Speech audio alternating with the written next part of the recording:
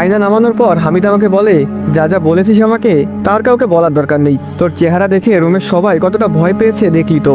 রুমে আসার আগে ওদের সঙ্গে আমার এক দফা তর্কাতর্কি হয়েছে।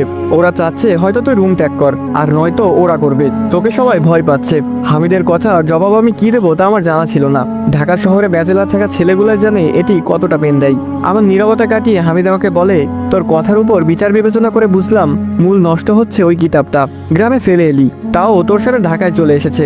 এর মানে তুই বুঝছিস? আমি বললাম, আমি তো কিছুই বুঝতে পারছি না, কি করব আমি? হামিদ বলল, আমি অনেক কিছুই বুঝতে পারছি। যে তোকে ব্ল্যাক ম্যাজিকের লোভ দেখিয়ে বইটা দিয়েছে, ওই জিন নিশ্চয়ই তার কাছে ছিল। আমি এ বিষয়ে জানি কিছুটা। আমি বললাম, যেমন? খোলসা করে বল। হামিদ বলল, আফ্রিকার পাহাড়ি অঞ্চলের ব্যাপারে অনেকটা ধারণা আছে। তারা ব্ল্যাক ম্যাজিকে প্রচুর বিশ্বাসী। শুধু তা নয়, শহর থেকে অনেক মানুষই সেই সব পাহাড়ি মানুষের শরণাপন্ন হয়। তারাই শয়তানের মূল পূজারী বললেই চলে। 1843 সালে একটা ঘটনা ঘটেছিল। তোর ঘটনা শুনে আমি সেই ঘটনার অনেক মিল পাচ্ছি। একটা বই, যার মধ্যে রয়েছে শয়তান। বিভিন্ন মন্ত্র লিখে তারা কিতাবটা তৈরি করেছে। এই কিতাবের উপরে তারা কত মানুষের মাথা, ছাগলের মাথা ইত্যাদি কোরবানি দেয়। 6 বছরের বাচ্চাদেরও ছাড়ে না। জঙ্গল থেকে 6 বছরের অনেক বাচ্চার মৃতদেহ উদ্ধার করে প্রশাসনের লোক, কিন্তু বাচ্চাগুলার শুধু দেহ পাওয়া যায়, দেহে কোনো মাথা থাকে না।